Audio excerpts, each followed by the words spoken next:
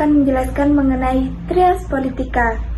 Apa sih trias politika itu? Trias politika merupakan konsep pembagian kekuasaan atau distribution of power dalam negara. Nah, siapa sih pencetus dari trias politika ini? Trias politika dicetus oleh seseorang yang bernama John Locke dan kemudian dikembangkan oleh seseorang yang bernama Montesquieu. Nah, apa sih tujuannya dibikin trias politika ini? Tujuan dari trias politika ini yaitu supaya kekuasaan pemerintahan itu tidak hanya berpusat pada satu organ negara saja, sehingga kedepannya itu tidak terjadi penyalahgunaan kekuasaan atau tindakan yang sewenang-wenang. Di dalam trias politika ini terdapat 3 lembaga. Yang pertama yaitu ada eksekutif, kedua yaitu ada legislatif, dan yang ketiga yaitu ada yudisial. Nah, apa sih tugas dari masing-masing lembaga tersebut? Yang pertama yaitu ada eksekutif. Eksekutif bertugas untuk menjalankan pemerintahan. Yang kedua yaitu ada legislatif. Legislatif bertugas untuk membuat undang-undang. Yang ketiga yaitu ada yudisial. Yudisial bertugas untuk menegakkan hukum dan mengadili. Nah, dasar pengaturan dari trias politika ini yaitu konstitusi secara normatif. Nah, prinsip di dalam trias politika ini yaitu bahwa setiap lembaga itu saling mengawasi. Kekuasaan kehakiman merupakan kekuasaan negara yang merdeka untuk menyelenggarakan peradilan lain. Perkenalkan, nama saya Alia Fauziah dengan NIM 25111764104. Seperti yang sudah saya sampaikan tadi, bahwasannya kekuasaan ini dijalankan secara independen, bebas dari campur tangan pihak manapun untuk dapat menjamin tercapainya keadilan bagi setiap warga negara. Kekuasaan ini juga diatur di pengaturan konstitusional pada pasal 24 sampai 25 bab 9 Undang-Undang Dasar 1945. Kekuasaan ini juga didefinisikan di beberapa pasal, yakni di pasal 24 ayat 1 Undang-Undang Dasar 1945, pasal 1 angka 1 Undang-Undang Nomor 48 Tahun 2009, pasal 24 ayat 2 Undang-Undang Dasar 1945, serta pasal 18 Undang-Undang Nomor 48 Tahun 2009. Salah satunya menyampaikan bahwa kekuasaan kehakiman merupakan kekuasaan yang merdeka untuk menyelenggarakan peradilan lain guna menegakkan hukum dan keadilan. Nah, di dalamnya juga terdapat pelaku kekuasaan kehakiman di Indonesia, yakni terdiri dari Mahkamah Agung meliputi peradilan umum, peradilan militer, peradilan agama, dan peradilan tun atau tata usaha negara, serta Mahkamah Konstitusi. Perkenalkan, nama saya Pratama Cahya Prasetya dengan NIM 25111176404. Pada kesempatan kali ini saya akan menjelaskan tentang wewenang MA dan PTUN atau Peradilan Tata Usaha Negara. Yang pertama adalah wewenang MA. Menurut Undang-Undang Dasar 1945 pasal 24 ayat 1 menyebutkan bahwa MA memiliki beberapa wewenang, seperti yang pertama adalah mengadili di tingkat kasasi, dan yang kedua adalah untuk menguji sebuah undang-undang terhadap undang-undang yang berlaku. Dan menurut Undang-Undang Nomor 14 Tahun 1985 pasal 28 menyebutkan bahwa MA memiliki beberapa wewenang, seperti satu, yaitu mengajukan kasasi, dan yang kedua menengahi sengketa, dan yang ketiga adalah mengajukan banding terhadap suatu putusan yang telah memiliki kekuatan hukum. Perkenalkan, nama saya Nadia Citra Paramita dengan NIM akhir 020. Jadi di sini saya akan membahas tentang pengadilan agama. Pengadilan agama merupakan salah satu kekuasaan kehakiman yang bertugas dan mewenang memeriksa, memutus, dan menyelesaikan perkara perdata tertentu bagi orang yang beragama Islam, sebagaimana yang dirumuskan dalam pasal 2 Undang-Undang Nomor 7 Tahun 1989 tentang PA. Pengadilan agama adalah salah satu pelaksanaan pidana kekuasaan kehakiman bagi rakyat mencari keadilan yang beragama Islam mengenai perkara perdata tertentu yang diatur dalam undang-undang ini. Dengan demikian, keberadaan pengadilan agama dikhususkan kepada warga negara Indonesia yang beragama Islam. Pengadilan agama bertugas dan berwenang memeriksa, memutus, dan menyelesaikan perkara-perkara antara orang-orang agama Islam di bidang perkawinan, waris, wasiat, hibah, wakaf, zakat, infak, sedekah, dan ekonomi syariah sebagaimana diatur dalam pasal 49 Undang-Undang Nomor 3 Tahun 2006 tentang perubahan atas Undang-Undang Nomor 7 Tahun 1989 tentang peradilan agama. Di pengadilan agama ini memiliki beberapa fungsi, yaitu yang pertama ada fungsi mengadili atau judicial power, yang kedua fungsi pengawasan, yang ketiga fungsi pembinaan, yang keempat fungsi administratif, yang kelima fungsi nasihat. Perkenalkan, nama saya Risha Sifawi Cahyoko dengan NIM akhir 072. Di sini saya akan menjelaskan peradilan umum. Mahkamah Agung merupakan pelaku kekuasaan kehakiman yang membawahi 4 peradilan. Salah satunya adalah peradilan umum. Dalam peradilan umum, kekuasaan kehakiman dijalankan oleh pertama, pengadilan negeri, pengadilan tingkat pertama yang memeriksa dan memutus perkara pidana dan perdata. Yang kedua adalah pengadilan tinggi, pengadilan tingkat banding yang memeriksa ulang putusan pengadilan negeri. Yang ketiga adalah Mahkamah Agung, pengadilan tertinggi yang memutus kasasi, PK, dan mengawas peradilan di bawahnya. Para pelaku di dalamnya terdiri dari hakim, hakim tinggi, hakim agung, serta panitera sebagai pendukung teknis.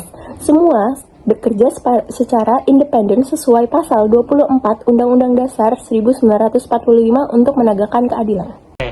Jadi selanjutnya adalah peradilan militer, teman-teman. Peradilan militer adalah salah satu bagian dari kekuasaan kehakiman di Indonesia yang berwenang untuk mengadili tentara nasional Indonesia, teman-teman. Nah, yang melakukan tindak pidana, baik pidana militer maupun pidana umum.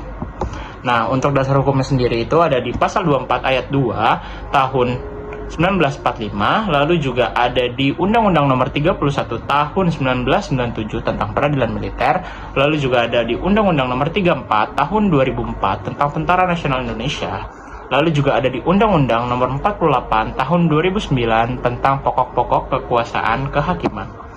Nah, selanjutnya juga ada kompetensi peradilan militer, kompetensi absolut yang ada di pasal 9 UU Nomor 31 tahun 97, yaitu peradilan militer berwenang untuk mengadili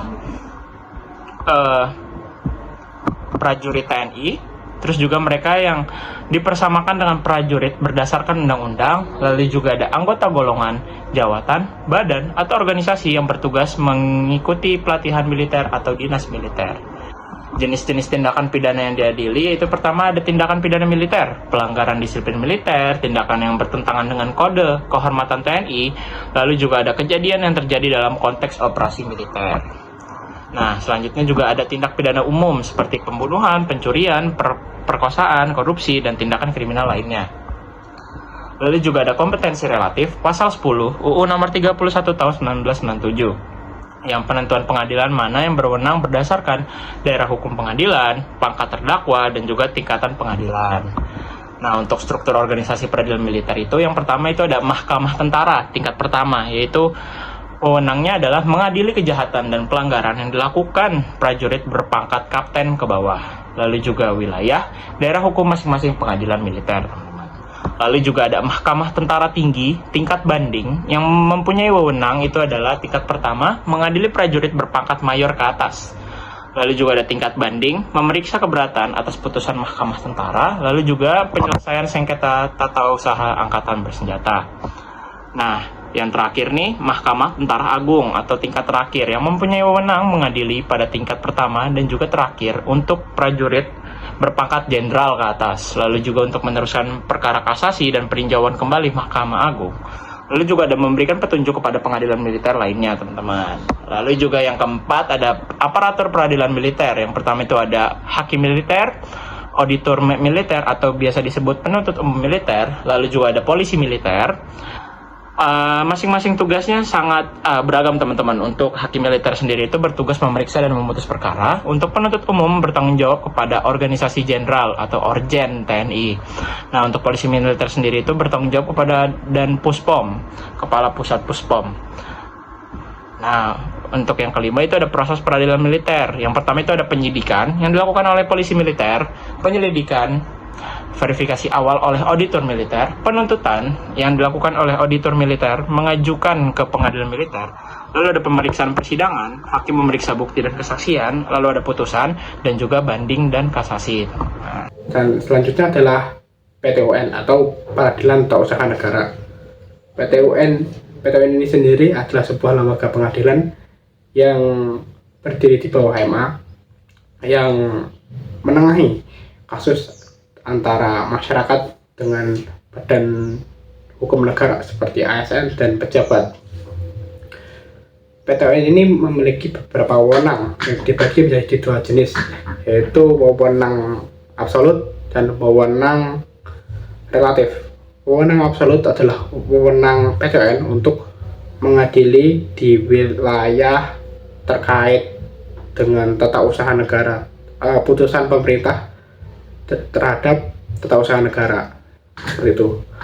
Dan wewenang relatif adalah wewenang PTUN untuk mengadili berdasarkan daerahnya. Contohnya, jika ada seorang ASN ya, jika ada seorang ASN itu misalkan berasal dari Bandung dan dia diberhentikan oleh misalkan Kementerian di pusat, terus ASN-nya ini menggugat di PTUN Bandung, maka gugatannya akan ditolak karena itu gugatannya ini nggak sesuai dengan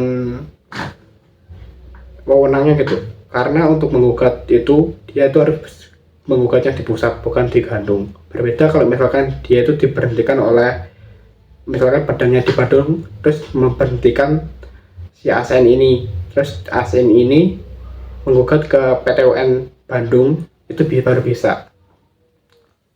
Selain itu PTUN juga menangani beberapa perkara seperti penyalahgunaan wewenang pejabat, terus menengahi sengketa perizinan, dan ketiga itu mengurusi tentang pemberhentian ASN, bisa memberhentikan ASN, dan keempat ini adalah untuk menengahi sengketa pada pemilihan umum. MK yang merupakan salah satu pelaku kekuasaan kehakiman. Pun demikian, MK memiliki 4 kewenangan dan 1 kewajiban. 4 kewenangan MK tersebut termaktub dalam pasal 24C ayat 1 Undang-Undang Dasar 1945 yang menyatakan MK berwenang mengadili pada tingkat pertama dan terakhir dengan putusannya yang bersifat final. Yang pertama, untuk menguji undang-undang terhadap undang-undang dasar. Yang kedua, memutus sengketa kewenangan lembaga negara yang kewenangannya diberikan oleh undang-undang dasar. Yang ketiga, memutus pembubaran partai politik, serta yang terakhir, memutus perselisihan mengenai hasil daripada pemilu. Lalu, 1 kewajiban daripada MK juga termaktub dalam pasal 24C ayat 2 Undang-Undang Dasar 1945 yang menyatakan MK wajib memberikan putusan atas pendapat DPR mengenai dugaan pelanggaran yang dilakukan oleh Presiden atau Wakil Presiden menurut Undang-Undang Dasar yang ada. Dengan adanya hal ini, seringkali diistilahkan sebagai pemakzulan atau impeachment, yang dimana pintunya harus berasal daripada DPR. Kalau DPR sudah memunculkan pemakzulan, maka kewajiban MK dalam hal ini dapat diberlakukan. Dan dalam hal ini, MK dan MA memiliki kewenangan yang sama untuk membuat judicial review, namun perbedaannya hanya pada objek yang diuji.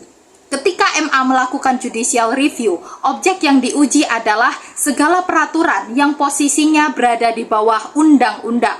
Dalam hal ini terkhusus pada Perda, yakni peraturan daerah provinsi atau peraturan daerah kabupaten. Namun ketika MK melakukan judicial review, objek yang diuji di sini adalah undang-undang. Ketika undang-undang tersebut dianggap berseberangan atau bertentangan dengan undang-undang dasar yang ada. Perkenalkan, nama saya Amara Hefetlita dengan NIM akhiran 016. Di sini saya akan menjelaskan badan-badan lain yang fungsinya berkaitan dengan kekuasaan kehakiman. Pada pasal 24 ayat 3 Undang-Undang Dasar 1945 yang bunyinya, badan-badan lain yang fungsinya berkaitan dengan kekuasaan kehakiman diatur dalam undang-undang. Nah, sebelumnya pelaku kekuasaan kehakiman itu ada MA, Mahkamah Agung, MK, Mahkamah Konstitusi, dan badan-badan lain yang berkaitan dengan kekuasaan kehakiman. Pasti kalian bertanya-tanya kan, badan-badan itu siapa saja? Nah, di dalam pasal 38 Undang-Undang Nomor 48 Tahun 2009, ayat pertama yang bunyinya, selain MA dan badan peradilan di bawahnya, serta MK, terdapat badan lain yang fungsinya berkaitan dengan kekuasaan kehakiman. Nah, di sini ada dua istilah yang berbeda, yaitu peradilan dan pengadilan. Nah, pengadilan itu adalah tempat atau badan, misalnya Pengadilan Negeri Madiun. Tapi kalau peradilan itu maknanya adalah sebuah proses peradilan yang dilaksanakan di pengadilan. Pada ayat kedua yang berbunyi, fungsinya yang berkaitan dengan kekuasaan kehakiman sebagaimana dimaksud pada ayat pertama meliputi A. Penyelidikan dan penyidikan, yang B. Penuntutan, yang C. Pelaksanaan putusan, dan yang D. Pemberian jasa hukum dan penyelesaian sengketa di luar pengadilan. Ayat yang ketiga bunyinya, ketentuan mengenai badan-badan lain yang fungsinya berkaitan dengan kekuasaan kehakiman diatur dalam Undang-Undang Dasar. Nah, pada penjelasan pasal 38 ayat 1 tahun 2009 yang dimaksud dengan badan-badan lain yang antara lain ada kepolisian, kejaksaan, advokat, dan lembaga permasyarakatan. Nah, di sini ada yang sering kita kenal dengan istilah pancawangsa. Di dalam Integrated Criminal Justice System atau sistem peradilan pidana, aktornya pancawangsa yaitu ada polisi, jaksa, hakim, advokat, dan lembaga permasyarakatan. Tetapi ada juga lembaga-lembaga selain empat itu yang berkaitan dengan lembaga kekuasaan kehakiman, yaitu KPK, OJK, dan BNN. Nah, badan-badan ini berkaitan dengan kekuasaan kehakiman, khususnya untuk KPK, BNN itu disebut dengan lembaga negara sampingan atau tambahan. Itu tadi ada penjelasan dengan materi badan-badan lain yang berkaitan dengan kekuasaan kehakiman. Jika ada kurang lebihnya mohon maaf. Assalamualaikum warahmatullahi wabarakatuh.